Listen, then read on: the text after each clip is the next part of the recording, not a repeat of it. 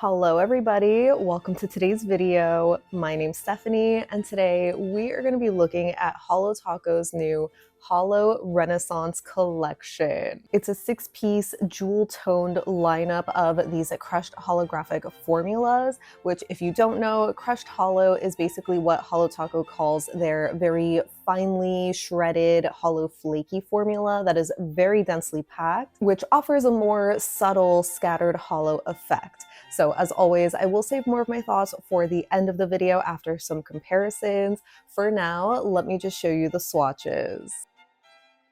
First up we have Far From the Tree, which is just described as a rooted forest green in the crushed holo formula. The formula in this, by the way, was absolutely stunning, and spoiler alert, they're just gonna be all the same, but it was incredibly rich and pigmented, super even coverage on the first coat, maybe a little bit of a light spot here and there where I can see through to the tips of my nails, but it was fully opaque in just 2. I definitely think the color description is pretty accurate. It's a really nice medium to dark, almost neutral green. Maybe in some lightings I can see how it leans a little bit yellow, but not quite enough to make it an olive green by any means. For my full hand swatches, by the way, I am wearing 2 coats with a glossy top coat, which you definitely will want to use because these do dry down a little bit dull. And yeah, I would say that I especially loved how this looked in lower indirect lighting as seen here, or even under flash, just because it makes the green look so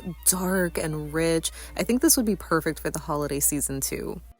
Next up we have Vine to Table, and this is described as a rich Merlot. The formula on this was just as rich and pigmented and creamy and opaque as the last polish. I could see some people saying that these are a little bit thick. I personally do prefer a thicker formula as opposed to a thinner one, so I don't see that as a bad thing, but maybe down the line with some more uses, you might need to add a couple of drops of thinner. No surprise, this was my favorite from the collection. I absolutely adore this color. It's just a deep, rich, kind of plummy shade, or maybe just a super warm red toned kind of purple. It is just so stunning, and again, I really prefer this one in just kind of more lower lighting because it just looks so dark. You really get more of that jewel tone color. It just provides the perfect base for the holo sparkle to stand out,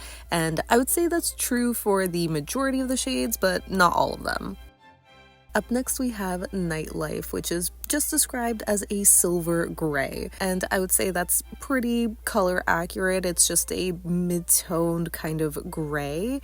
This one again had a super flawless pigmented kind of formula that was just so incredibly full coverage on the first coat alone. Not quite a one coater, but it was almost there, so it was just really impressive coverage overall, and again, I got this fully opaque in just 2 coats. I initially wasn't super crazy about seeing this one just because I felt like it was a little dull in comparison to the rest of the shades, but once I put it on, I did appreciate it a lot more. Like the others so far, I especially preferred this one in more lower indirect lighting just because it looks a little bit deeper, kind of giving this wet asphalt kind of look, or just pushing it into that dark, smoky charcoal gray, which I just really loved. I also noticed that the holo was the strongest in this one. Next we have Smalt of the Earth, and the description for this one reads, "The rarest deep blue pigment lifted straight from the artist's palette." So I'm assuming that's supposed to be ultramarine, but I don't know. I don't see the shade of blue as being ultramarine. I feel like this is a blue that borders on being indigo, just because in some angles of light you can sort of see it leans a little bit purple, but not quite. I don't know if I would really call it like a midnight blue or something. Maybe this is one of those shades that I think leans a little bit more blurple on camera, but in real life if it does read more blue. Either way, however you describe this shade, it still is really, really beautiful. It had another really flawless, super pigmented formula that was fully opaque in 2 coats. The only downside is that I didn't really notice the holo sparkle in this one nearly as much as I did in the other shades. But for what it's worth, I think the silver sparkle alone against the deep blue just really makes it look like a night sky. Then we have Venetian Views, which is the picturesque teal of the collection. No surprise, this had another super pigmented, very even coverage formula. It looked so incredible on the first coat alone. I think because the shade was so dark in particular, you could maybe get away with it in 1 coat if your nails are really short, but of course I would recommend doing 2 just to really deepen the color, get the full coverage and opacity that it has to offer, because it is just such a stunning shade. This is just one of those colors that I immediately think of when I think of jewel tones. Even though it is described as a teal, I feel like it's very much on the green side of teal, almost between like an emerald and a teal, if that makes sense. So while I know some people are not happy at getting 2 dark greens in this collection, I definitely love that this one is more blue leaning. And don't worry, I will be doing a direct side-by-side in the comparison portion. But yeah, I noticed that the holo was pretty strong in this one too, which was really nice to see. And rounding out the collection, we have Cardinal Sins, which is described as a warm red crushed holo. Not to sound like a broken record, but this had a flawless, impeccable formula. Application was so smooth, so pigmented, so impressive on the first coat alone. I did notice that this one was the thickest formula-wise as well, so I definitely would see myself adding thinner to this one in particular, but I didn't think it was a bad thing because I just thought it aided the application for my first time wearing it at least. And as far as the color goes, I'm actually still undecided on how I feel about it, mainly because I don't usually love warmer reds on me, and even in some lighting, I feel like this almost had a pink sort of quality to it. I guess now that I think about it, it might be the silver holo flakies layered in the red base, giving it that pink sort of glow. And I don't know, it just wasn't my favorite, at least on me, but maybe it's just one of those shades of red I have to revisit for the holiday season. The only other downside is that I noticed the holo in this one was pretty weak. And here is my full hand swatch collage of the Holo Renaissance collection, worn in 2 coats with glossy top coat in bright indirect light. While I generally love the rich jewel tones that these have, I don't think I love this as a lineup.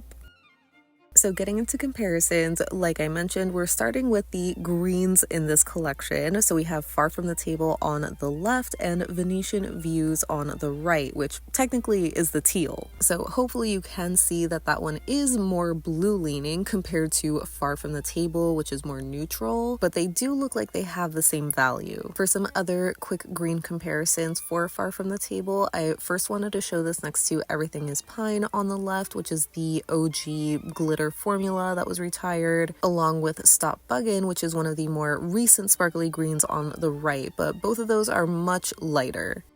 So for some darker greens, I pulled out Lost in the Woods and Ivy League, but hopefully you can tell that those are much too dark. Lost in the Woods also looks like it leans a little bit more blue leaning, but it's not what I would call a teal by any means. It's just a very, very dark green. So for the actual side-by-side, I just decided to do Ivy League since I noticed in very specific angles of lighting, the shimmer almost has the same visual texture as the crushed holo, but it doesn't have any holo.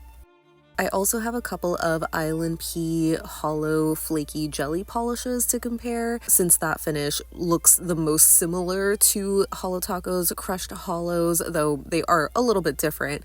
But the first one I pulled out was Countryside on the left, just to show you a true olive color. That one's much more yellow leaning. I think the closest shade that I had was Holly, but that one's a bit too dark. If you have Forest Drive, that's probably the closest. And lastly, I have Zoya's Merida, which is this other hollow, flaky, jelly kind of polish. I don't remember if they have a specific name for this line, but this is the only one that I have, unfortunately. Even still, color-wise, it is pretty different, where Merida is much more saturated. Next, for Vine to Table, I of course have to show this next to Plum Luck, which is one of the OG glitters that was retired a few years ago. It's practically the same exact color, just in a chunky glitter formula, and I also figured I could show it next to Magenta Jelly, which is a linear holographic and also magenta in color. But I don't know, I thought in the bottle they kind of looked a little similar, though the difference is a lot more noticeable on the nail, where you get that brighter, saturated magenta color. I did also immediately think of ILNP's Honeymoon from last year's Vineyard collection. That one is another hollow, flaky, jelly kind of polish, so even though it looks somewhat similar in the bottle, there is a very noticeable difference on the nail, where again, ILNP just is very jelly leaning and the hollow is a lot more sparse.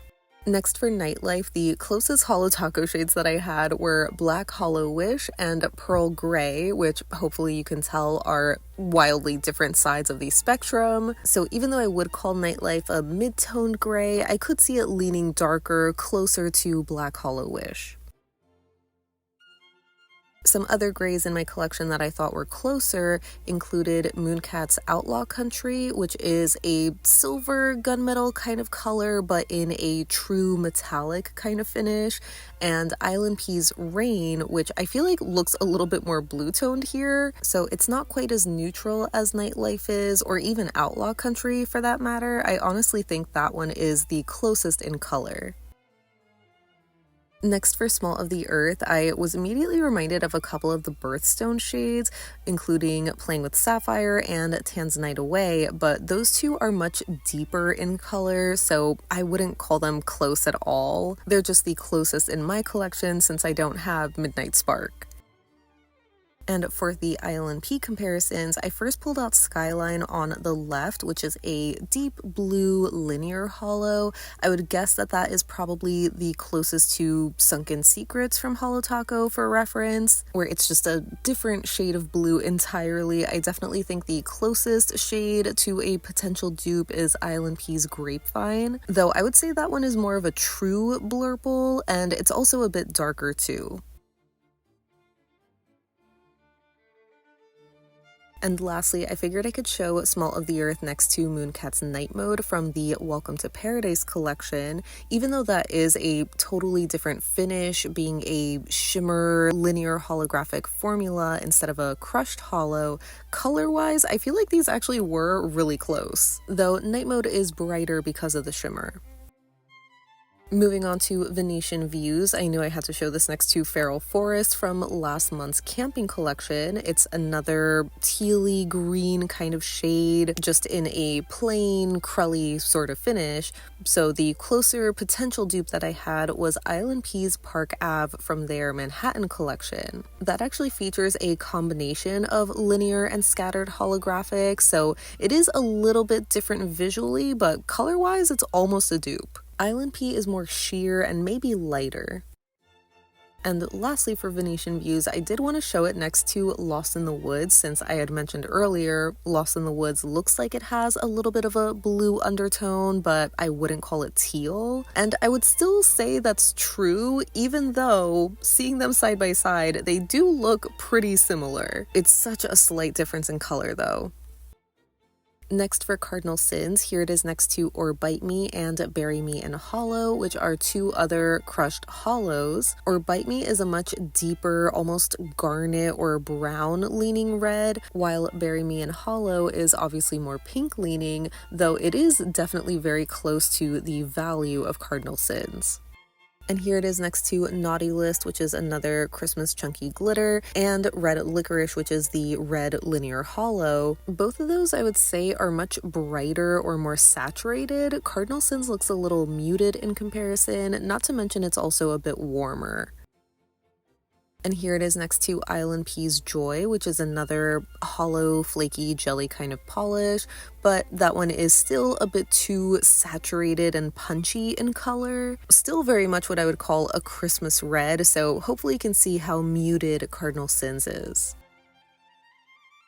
And lastly, since I had mentioned Cardinal Sins almost looking a little pink, I figured I could show it next to Mooncat's Ego Stroker 9000, but there's a very clear difference. So that wraps up my swatches and comparisons of Holo Taco's Holo Renaissance collection. As always, I would love to know your thoughts on this release because generally I do like it. I know it's very divisive, but I am a crushed Holo fan, and I especially love that these don't have the added shimmer, not to mention the fact that I feel like I've been begging for years for these fall jewel toned kind of colors in this particular finish. So I am very happy to see that. But when it comes to the color palette, I do think it's beautiful, but I know I'm not the only one who's starting to get a little bored at seeing Holo Taco release the same exact color in different finishes. Maybe the only exception that I have is Vine to the Table because that's filling the gap left behind by Plum Luck. And I personally really love that color, so you know, I'm a little more forgiving of that one specifically, but I can't help but kind of question with seeing the blue and the teal, for example. Does that mean that we're gonna see Midnight Spark or Starry Eyed get retired? Obviously, I would hope not because I do think Holo Taco's chunky glitters are so stunning, but I don't know, I just can't help but like wish they would have tweaked those two colors a little bit more just so they're slightly different while still being a jewel toned blue and teal. Like, I appreciate them trying to do that with the green and the red, for example, because I feel like they are pretty different to the greens and reds in Holo Taco's catalog. I know I've seen a lot of comments and discussion already online kind of echoing these same things, even with the green and the teal, where, you know, some people think they're too similar to be in the same collection. And I can definitely agree with that, even though I do really like both of those. But I feel like we could have swapped one of them out for a gold. I was so shocked to not see a gold in this lineup. Like, it's the Renaissance collection. So I don't know, having Renaissance without gold is kind of crazy in my opinion. I'm hoping that it means that they have a gold crushed holo slated for like a holiday winter kind of release or something, but I don't know. I feel like it just would have been so perfect in this lineup. So it's kind of a miss for me. So yeah, my main gripes with these are just around some of the colors maybe. And I know that that can be a personal preference thing, of course, but historically, Holo Taco has definitely been guilty of releasing the same colors in different finishes. So I'm just hoping that that's not going to happen again. But yeah, those are pretty much my thoughts on this release. Again, I would love to hear yours down below so we can chat about it. But thank you so much for hanging out with me today. I hope you have a great rest of your day, and I'll see you in the next one. Bye!